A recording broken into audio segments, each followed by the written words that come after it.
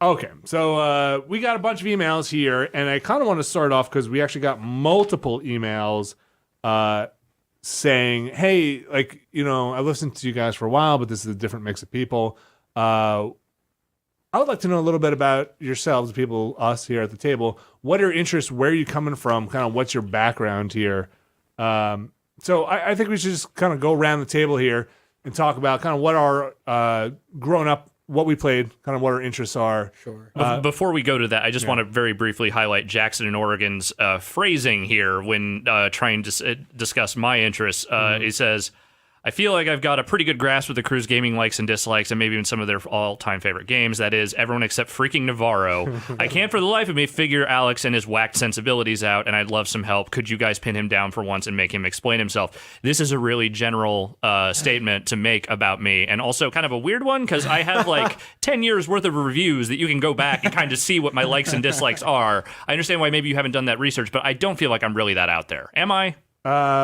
No. I'm going to pin you down. Alex, let's start it. Let's hit it off. I can't breathe. You should stop pinning me down. This kind you're of spitting in my face. Yeah. Oh God.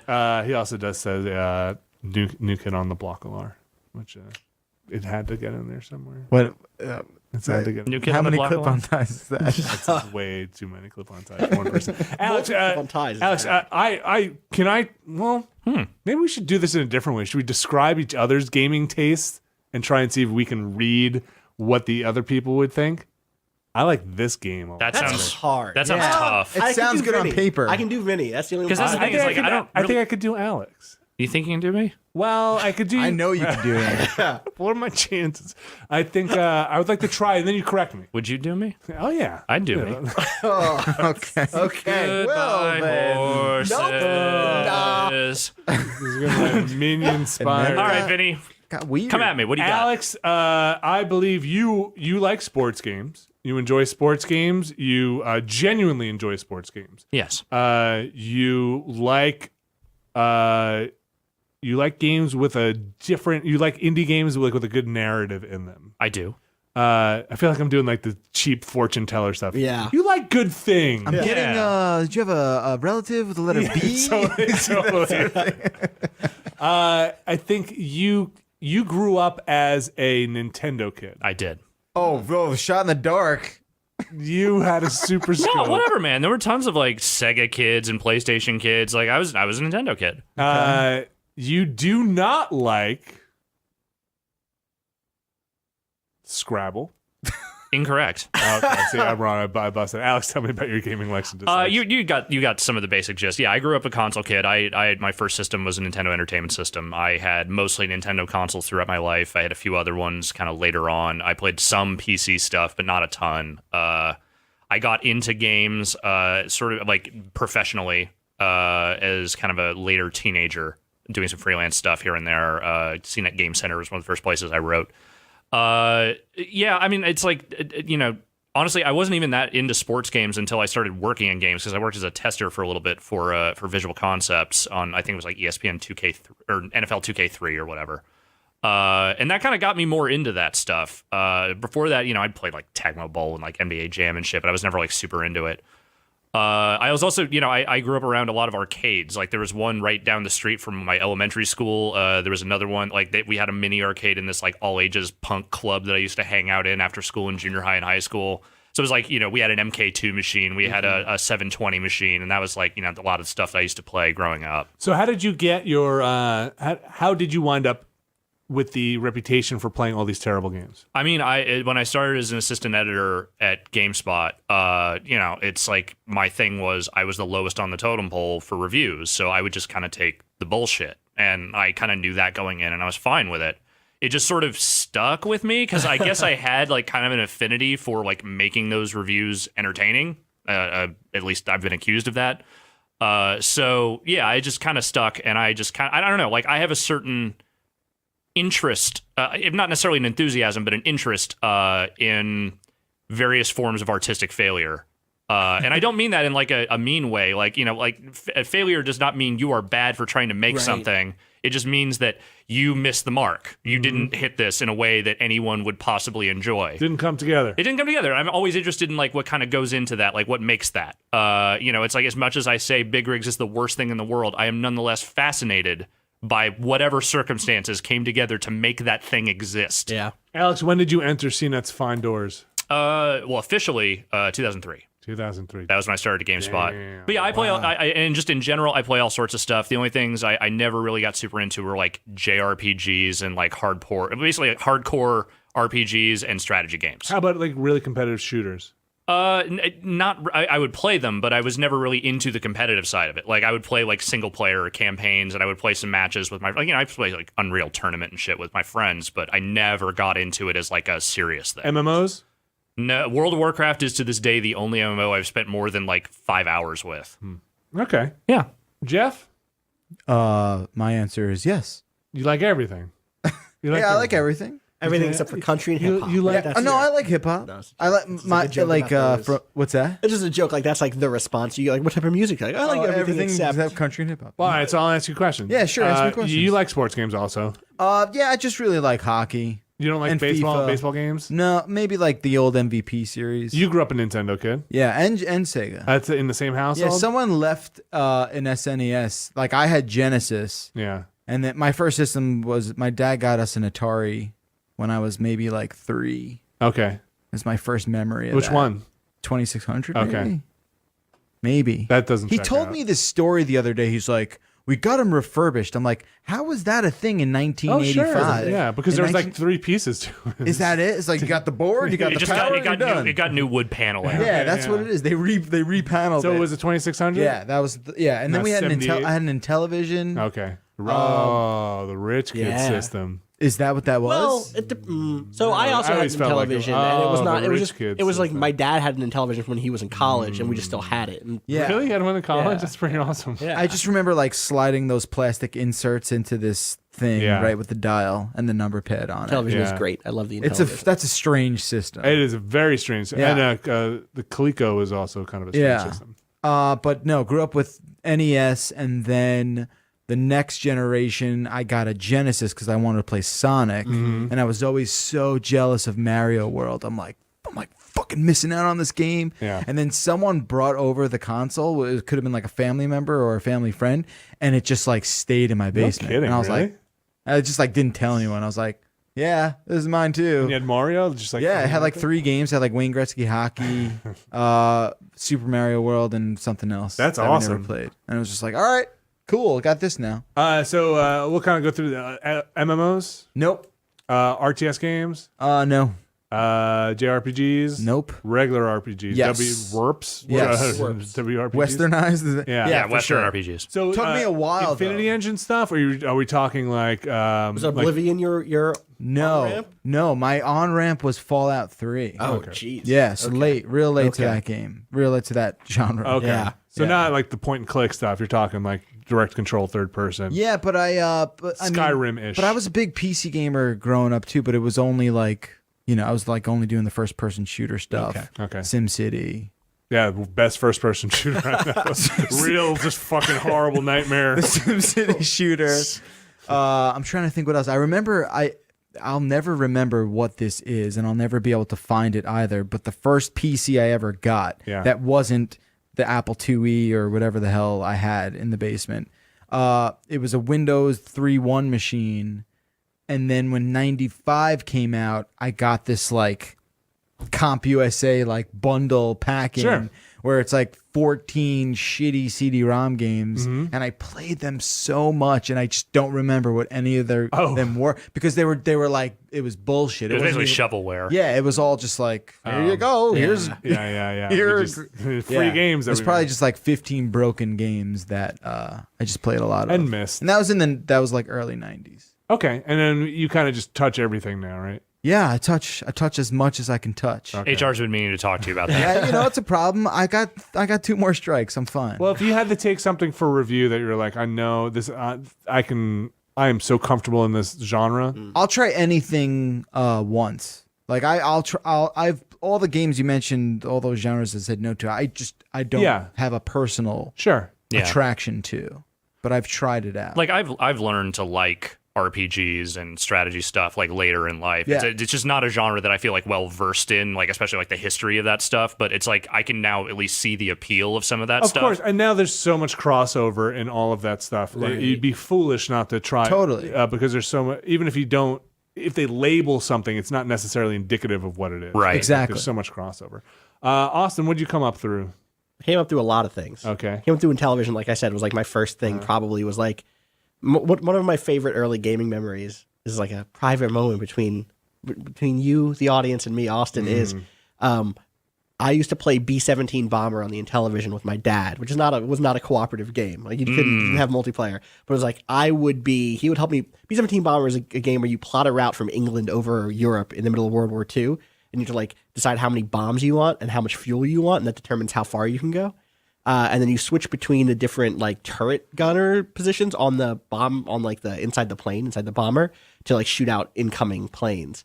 And then you have to get there and drop off the bombs. And it's like a cool thing. And then you get like shot down, like, oh, your rear gunner seat is all shot up, and it was really great. And the end, this is one of my favorite early moments of my gaming experience. When the plane was going down because we were out of fuel or because like we'd been shot up, my dad would grab me and go, all right, put on your parachute, and we just jump across the room as if we were jumping out of cool. And so like I have this like deep fondness for gaming in a way that I think is like a familial thing. Like my parents always like encouraged me to play games and think about them. Did they ever punish you by taking your games away? All the time. Okay. I was a brat. And like, are you kidding take me? the sticks away? Oh yeah, and like even through like in high school, I did real bad on some grades. I did some real bad grades, and also hid that fact by like signing a sheet that said I signed a sheet with my mom's signature so that like the teachers would think my parents knew. Yeah. They're like, yeah, nah, no more PlayStation. I was like, all right, that's fair. Did they That's hide fair. it? They like I gave it to someone else. To a friend who didn't live with me anymore, or who wow. didn't live nearby, so that they knew I couldn't play it. Oh, wow. But you Wow. played over their house? Because I would just once. Okay. Once. See, that's smart. Yeah. Like, hey, I'm going to get rid of this. Well, because like I knew I wouldn't cheat, right? Like, and they wouldn't catch me in the Sure. morning, like hooking up the Unless PlayStation. they're hanging up your Right. coat and like a memory card falls out. Exactly. And they're like, Where you go? I was holding this for a friend. This ain't mine. No, like I did stick to that plan. I did like actually. I did cheat once because like I think a Madden came out and I just had the thirst. Yeah, you're just to like, play I some gotta Madden, see and, what like, that's all about. And so I bought it and then went over and played it once and then like didn't touch it again. We had the Nintendo sticks taken away quite a bit. Nice. But I was mostly I came Sega and Nintendo like you, Jeff. I think I was mostly a Sega guy. Like when I think about like young Austin, Yeah. what were his favorite games? It was like Streets of Rage 2. It was like Shadowrun for the Genesis. Like those like just grimy sounds. Yeah, I was on just going to those- say, you're a sound chip. I was a man. sound Yeah. chip man, I guess. Like I liked SNES games a lot. Also, I'm a person who says SNES and not S. Yeah, me not too. I say SNES. Yeah. A lot of people say SNES. Yeah. But that's the thing is that in reality, that blood feud really only has to do with the fact that when most of us were that age, we didn't have a choice. Yeah, It was you yeah. got one or the other. yeah, You could not have both. Right. And then I do kind of play everything. So, It I does. have played. It does seem like you have a great breadth of interests. I'm interested in games. Like I'm interested in games, and like I said earlier with the KOTOR thing, like games that undermine your expectations or try to innovate inside of a space that's very familiar. Like I've played lots of MMOs. I don't love MMOs. I don't go out of my way to, but like I really loved Guild Wars 2 because of the way that it played with a lot of the format of MMOs. well, how about like competitive in shooters and competitive? I don't get competitive, but like also I have like 70 hours in Titanfall. You know what I mean? Like so I don't. Okay. I'm not looking to go. So it's not like I don't go out of my way to pursue that stuff, but when it hits, it hits. I mean, I feel like you're probably similar to me in the sense that like you will play competitive games, but you don't Yes. really care if you win or lose. Right. You're As long there as to I'm- have fun with Right. the actual core gameplay, and it's like wins and losses are just sort of incidental to the whole thing. Right. I but- want to win. Yeah, you Yeah. want to win. Like, I there's, mean, there's if it's an Rocket emotional- League, I want to win. Yeah. But if I'm just playing Titanfall, it's like, yeah, I'm glad I won, or I don't get that mad if I lose. Exactly. I probably wouldn't have played Titanfall as much as I did, except that my friends really enjoyed it too. Right. Like, I really loved it, and that rubbed off on them a lot. So Whatever, Titanfall, underrated, man. I love Titanfall. I really do. there you cannot detach yourself from. I mean, I dumped a lot of my life into Modern Warfare 3. Right. And even Call of Duty 4, the first Modern Warfare. Like there was I would get actually very upset playing that game. And when you lost the round, Like if there was a round where you were just like, man, that Right. should not have played out like Right. that. We were so close. like, We're like, what the fuck fuck is going? Just what the fuck is going on? This is cheating. Yeah, no, wall hacks. You know, Wall hacks, hit scans. Definitely have to like take a Bots. walk around the block a few times for sure. But yeah, so I don't know. I play everything. JRPGs. I play Western RPGs. I play action adventure games. What's the thing I don't? I was like, I don't play racing games. Like I do kind of play racing games. I like it's. I'll try it. I don't know a goddamn thing about how cars work, but I like driving cars Right. in video games. Yeah. I love racing games. I love Forza, even though I could not tell you like how tuning shit works. Yeah. I don't care because I'm having fun. But when you're spending your dollar, like in the game store, like in the game space, and you've got, games are expensive. I know. Yeah. You can spend easily $300 a month if you're trying to keep up. Well, yeah. Like, how are you? Like, what do That's you? the thing is like also it's kind of tainted waters here because like I've been a freelancer for so long that like what's the thing I think I could write about? Like okay, I could probably write about this Assassin's Creed game. I'll buy this.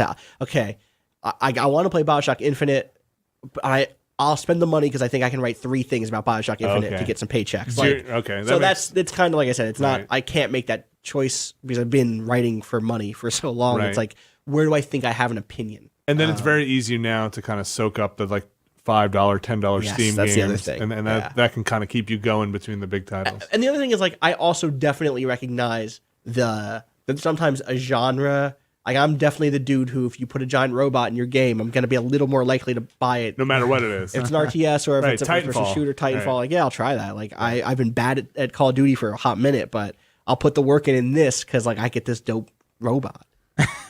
I get this dope ass robot. So like, it sounds like nobody's really exclusionary here to any one genre. I don't have the time for JRPGs anymore. Right. That's the big one. Is that like.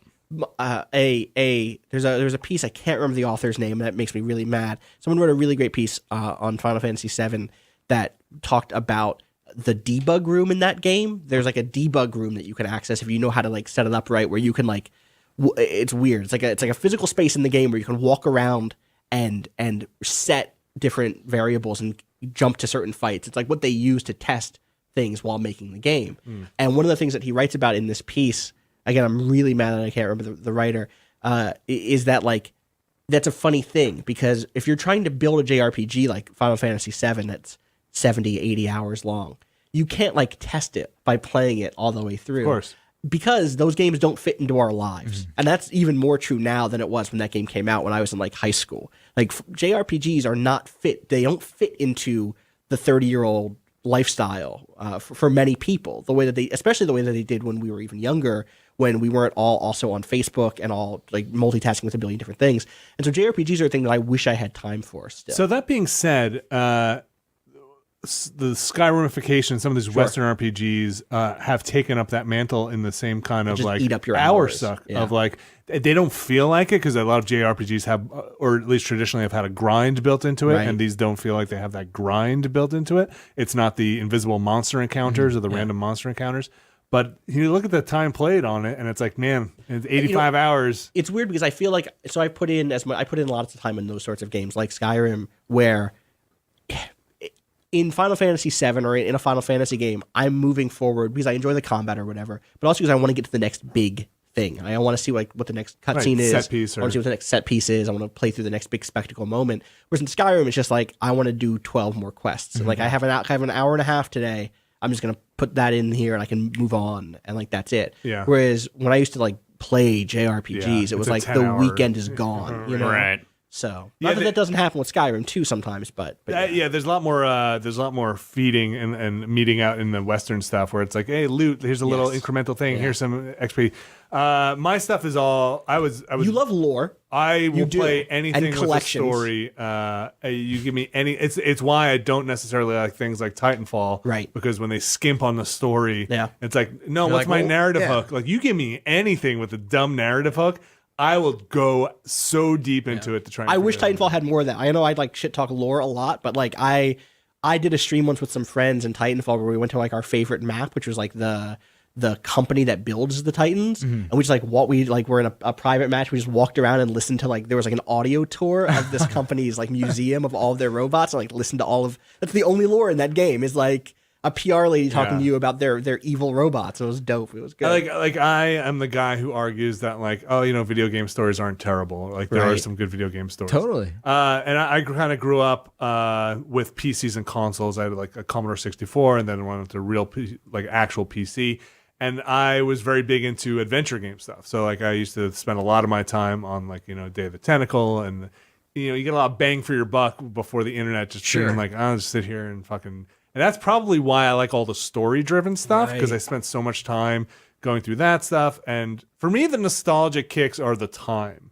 It's not the game so much. I wish I had, like you just said, that time back where I would go get a game or even rent a game. And at the time, you'd rent a game and come in a manila envelope with a photocopied printout of the instructions and the cart in it. And I remember renting Final Fantasy, the first one, making some popcorn and a hot chocolate, and then just playing it for, like you said, the weekend. Yeah. And that's it. I had a map out and a strategy guide or something, and the old red Nintendo strategy guide, and being that's my weekend. Yeah. That's all. That's a responsibility I miss have. that. Do you miss that game? Do you miss that time? No, I don't want to play that game again. But that memory is so fun. Is it that feeling? Yeah. I just always remember we would go to the video store, rent Double Dragon 2. Right. Yep. Yeah. Bring it back, and then one day, it was a Sunday and it was a snow day on that Monday. Yeah. And you're like, yo, well, fuck. I know what I'm doing. Yep. What else is there to do? We're gonna beat this game. Yeah, we're gonna do it, and we're gonna do it together. And I had a brother who was only 3 years age difference, and we would just do that together. And that was one of the coolest things about renting games. I had completely forgotten about this. It was all right, we have 4 days. Right. That's it. We can do this. The hourglass is running dry. It's running. Yeah, that's it. Let's get as much joy out of this thing. But also, I bet we can beat it. I bet we can. Yeah. And when you get that win, it feels so good. For me, it was me. Yeah. It was my grandparents' house, because my dad's parents lived in this place called North Virginia. That was the name of the town, and it was not actually a town. It was essentially unincorporated territory between Matthews and Gloucester, which were themselves basically tiny ass towns. Wow.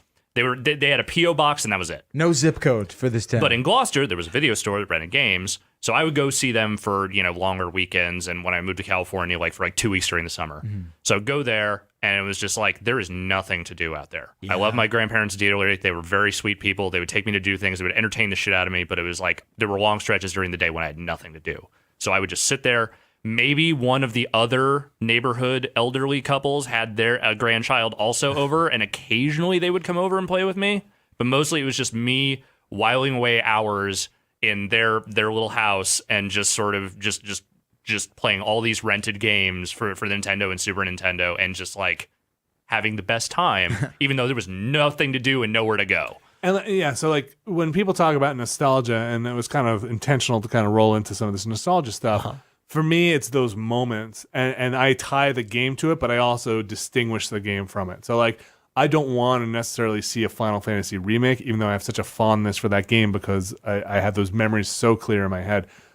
Solar Jetman, I don't really want to see a remake, but I have such a fondness because of the time I spent playing it. And it's when I think about Final Fantasy VII, I was older when that game came out. I was, for all intents and purposes, an adult when that game came out. So people who have that fondness for Final Fantasy VII that were younger, that were this blew my fucking mind. This was it. And I spent my childhood playing this game, a year of it or whatever, I powered through it. I totally get it.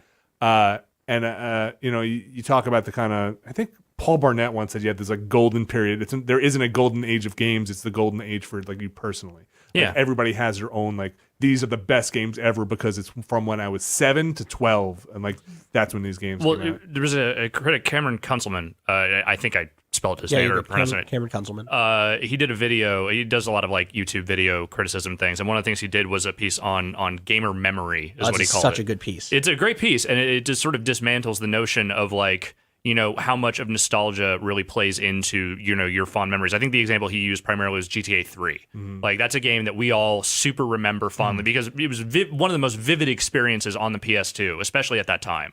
But you go back to it now, you try and play that thing, it's it just feels like a rickety skeleton of what you think GTA actually is. Which doesn't invalidate the positive feelings that you have. No, it doesn't. Which is strange. That's not the way I think that we judge most work, right? We think about film or something and you go Well, you think about films that maybe came out in the 1940s. Obviously, there are exceptions to this, right? Yeah. But like the pacing of dialogue makes a lot of films from that era unwatchable. Yeah, they're now. dated. Right. And that's also true for games, but like I don't want to throw away the fact that GTA 3 was valuable in its time, or that it was like dramatic. It made a huge change to things. Sorry, I'm really stuffed up right now. But it's sort of like, it's just about being able to sort of parse the difference between, the actual quality of the thing that you were playing and also your own warm nostalgic feelings for that thing. Like actually being able to sort of separate, because I think sometimes you run into situations where people talk about old games like they're just the greatest thing in the world, and of course they should remake them. Of course they should just keep doing, like, why wouldn't you continue? It's just like, well,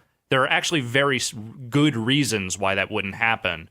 And also, you're probably letting the warm feelings that you have from those memories color way too much of your perception of like how this should go. I mean, there's empirical evidence that your memory is shit. It's fallible. Yeah. And that you create a sort of heightened memory of certain things. Every that you time, value. I think the thing that I've heard always is like every time you remember something, you're actively rewriting that memory. Yes. And enhancing it in certain ways, which is interesting. And there are remakes that come out. Yeah. And then they show it like even it's like an HD edition or something like that. Like Journey, right? It looks awesome, but you have to show me the side by side because I'll look at that and be like, wait, that's not what it looked like. That's what it looked like in my mind. That's what it always looked like. Yeah, it's weird. I'm sorry. Go ahead. There were whole pieces of that game I honestly forgot even existed. Like that game to me was three things. It was a desert. It was that slidey part, and then it was the the snowy mountain. And it's like, oh, by the way, there's also like 6 other sections in between there. That's what's weird. And for the longest time, I'd always compare games to movies. Especially with like the narratives. Well, that was the easy shorthand for a long time. Yeah. And not not professionally, more like conversational. Sure. Like, oh, about the storyline in BioShock, I'd rather see a million times before I have to watch Pixels or whatever it is, right? But I think there's so much that happens in a game where like you play a game for 25 hours and like you forgot scenes from a 2-hour game, right? Like that came out 3 years ago. Yeah, that came out 3 years ago. Not that long ago. So there's a lot that you forget, especially if you directly compare that experience of watching a film and remembering the film, and you encapsulate that in your brain way.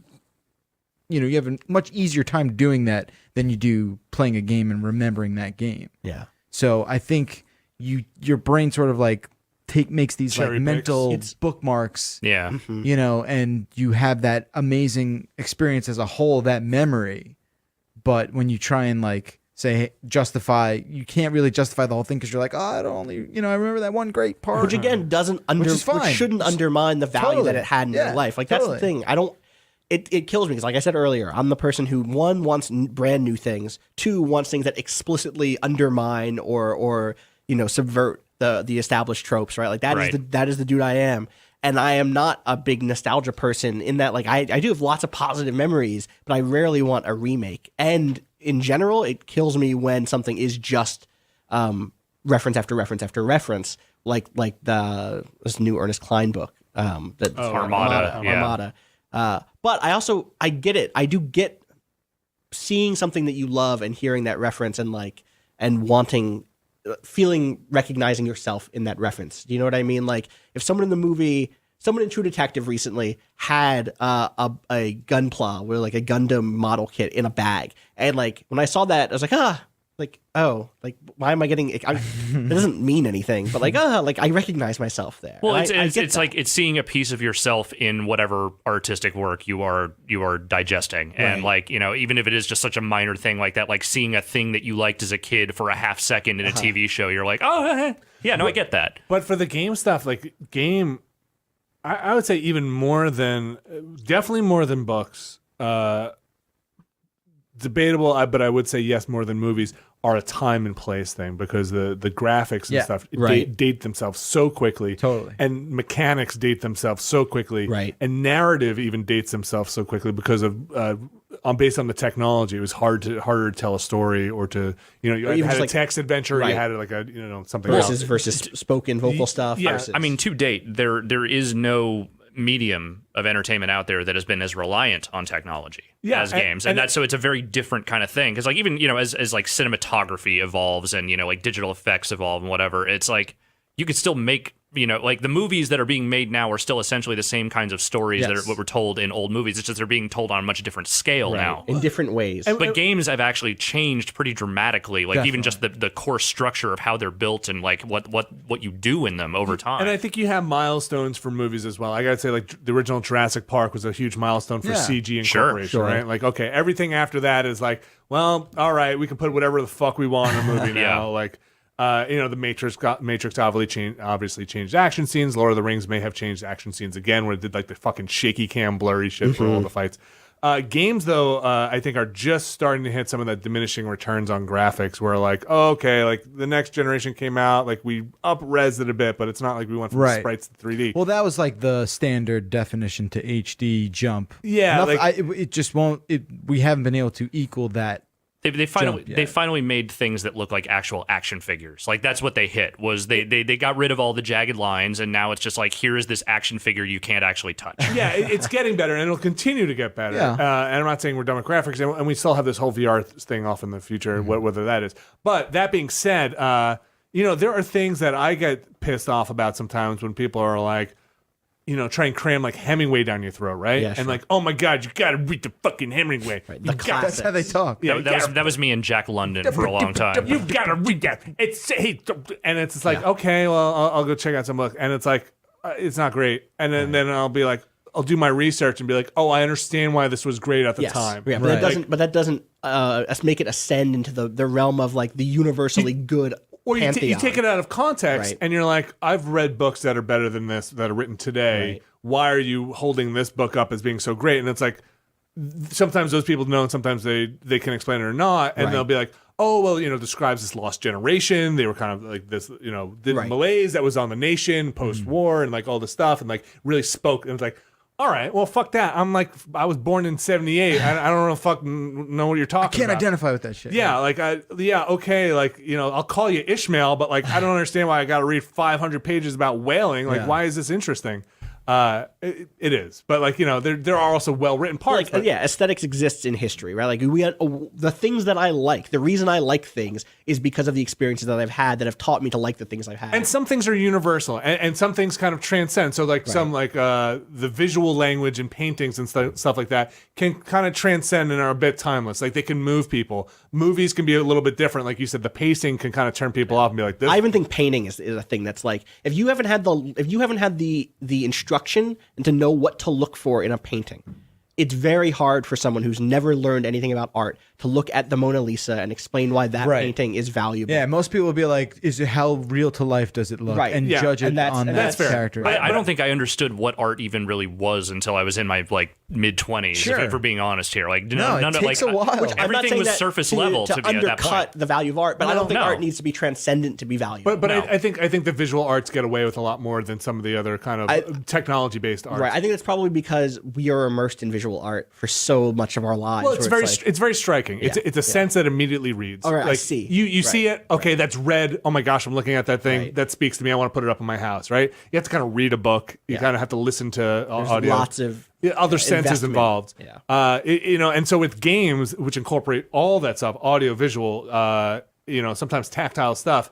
I feel like if you're not in the right place at the right time and you're trying to explain why this game was awesome, why was Final Fantasy awesome? I was like, well, you don't understand. This was 3D at the time and like did this thing. This world suddenly opened up. In my mind's eye, this was the best looking thing at the time. Right. Like you can look at it now and be like, that dude looks like a cardboard box. Oh, you bring it. So it's like, how are we going to be able to convey that message to future generations? It's just going to have to be in like a museum. Well, or something where it's like, well, how do you explain to someone in 2053 that GTA 3 was this like major achievement? Like that's so hard, and that's what scares me about remakes is like, what are you trying to recapture? What's the genie you want to get back in that bottle? Right, but you're able to appreciate Hemingway and Shakespeare and Da Vinci and all these things that are way before our time. Like we're able to understand that. Yeah. So you have to hope that even though it's all digital now, like you would hope that you'd be able to convey that same appreciation. But I have to do legwork usually to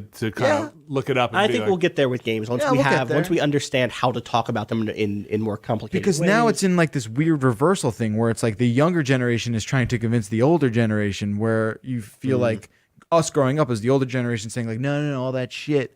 That was You're wasting your time. yeah, like et that was cetera, the art. But right. now it's like, it's sort of like reverse. You know what I'm saying? You think the kids are trying to go back I think on the when I say nostalgia play? kids, I think like us. Like I'm still trying to convince my dad. Like every games time are someone in important. our generation says, yeah. "No, you don't understand. Games are art." Yeah, like I'm like please legitimize us. Yeah, I think a lot of mediums have had that issue yeah. Right, of like, of hey, should we take this seriously or not? I think games are one of the most fascinating forms of creativity out there because it is you can't put it in a corner. You can do anything with it, really. Like you can have so many Yeah.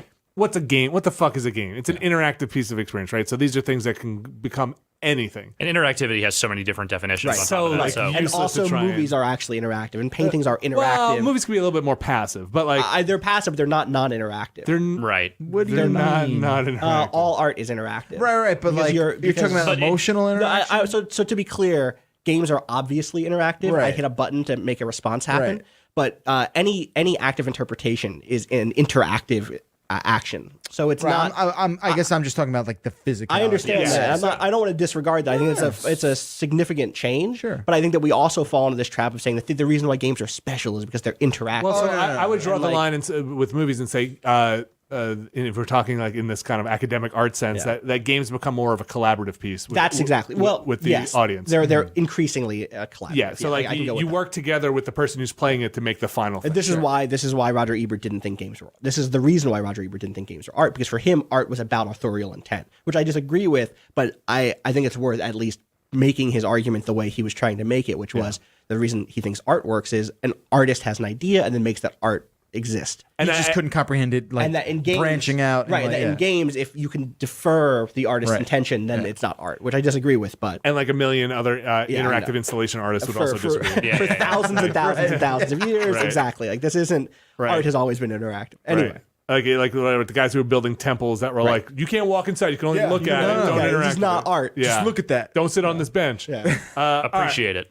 Well, I just want to read Yeah. one thing about Oh, nostalgia. please. The thing I wrote down to read when I first were like, oh, we should talk about nostalgia like 3 weeks ago. Yeah. This is a quote from Laura Hudson, who reviewed Ernest Cline's Armada for Slate magazine. It's a short thing.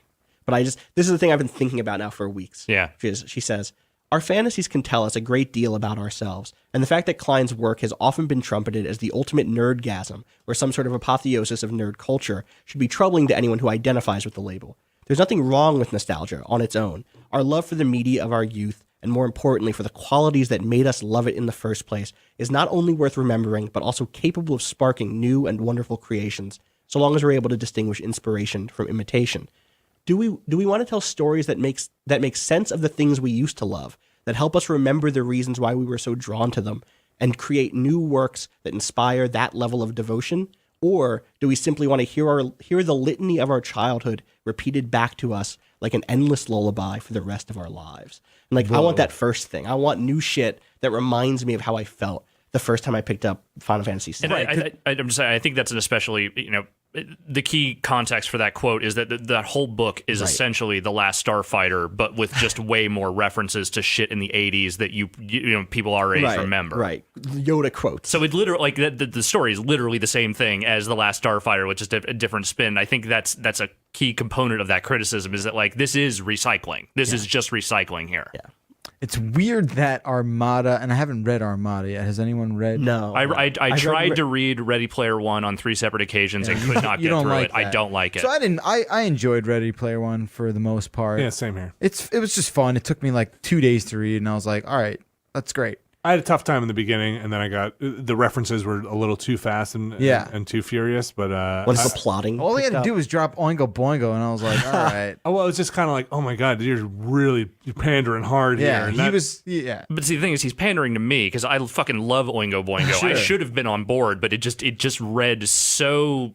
I don't know. It's just so pushy. it felt maybe Pushy, in the yeah. beginning when it felt kind of cheap too. Yeah. Well, Yeah. because he's a kid who's like didn't even grow up during that era. Oh, he's a little older than us. No, he was like I thought he was like I thought it 40. was like a resurgence. No, in Ready Player One. Oh, I'm talking about the author. Yeah, No, the Oh author's, no. the I'm author's saying like our age. The kid in the book had like Oh, right. Yeah. it was like Yeah. us He's going into like experiencing- 20s and 30s Well, shit. and so being that's the like, same shit with Armada, is that it's a high school student who's like still just referencing all this 80s stuff, and it's like, dude, no. Well, so here's the thing. Like, so if you read the description of what Armada's about on Amazon, it sounds kind of like Pixels in a weird Yeah. way. Like it does. Well, it's, a video game. Like people who are good at video games have to go fight video games and also aliens. I mean, this is the thing again with this notion of needing to legitimize this thing we do. I understand the impulse. I've spent a lot of time in my life explaining to people who I respect, no, I promise the shit I'm doing in video games is valuable. Yeah. I have had that. But narratives that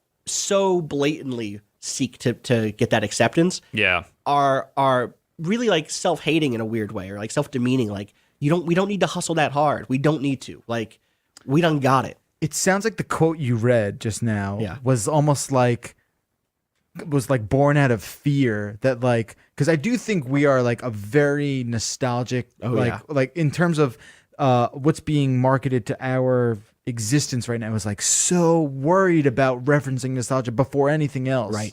where it's like that mentality that seems effortless, like kind of lazy, you know, where it's like, oh, all right, yeah, we all saw that movie. Yes. We all saw it. Yeah. But let's like unpack it a little bit. And That's all I want. And Yeah, I think for it's different also than, like some of the flirtations like in the 80s with like, going back to sort of 50s styled stuff and, some of the kind of 60s and 70s Renaissance stuff in like the 90s. Like it's not quite the same thing because they were making movies and other pieces of media sort of set in those times and sort of exploring those stories, but they weren't just literally recycling the same references over and over again to that stuff. I'm excited whenever I'm totally into people referencing the 80s and referencing old games and referencing, but like you said, Jeff, just now, unpack it a little bit. Yeah. Like dig into why those things were popular and what is slightly more universal about it, or what does transcend from that time period to our time period, or how it's changed. or make the new Last Starfighter for a generation. Right. Make the movie Right. that they want to reference. This is earlier this week on the Giant Bombcast. There's some other I'm not aware of this podcast. there's another podcast I listen to every now and The then. name sounds really. The guy who was should talking. sue. There was a guy on it named Brett, I think, who he was talking about what he would like the next Mario game to be, and he like kept almost saying this thing, which was like he wants the next Mario game to be as different from the previous big Mario games as the other previous big Mario games were from the ones before it. That he wants a leap from Galaxy 2 to whatever the next big Mario game is to be as big as Galaxy was from Sunshine from Mario 64. And that's the same thing. I want the Last Starfighter for this generation not to be the Last Starfighter remade, but to be a new thing that is hard for us to even conceive of. All right, I want somebody who's way more creative than I am Yep. to make a thing that I never expected, Yep. and then be like, damn. Yeah. Like simultaneously show an understanding of what came before you, but also like make it your own thing. Mad Max Fury Road was really good. Yeah. It was it existed in an existing canon, but at the same time, it was very much its own thing. We're gonna move on. Okay. That was Austin, you were totally right. We never do have enough time. I know. I thought, hey, we're gonna be light. We'll do the nostalgia talk this week, and now we're running late.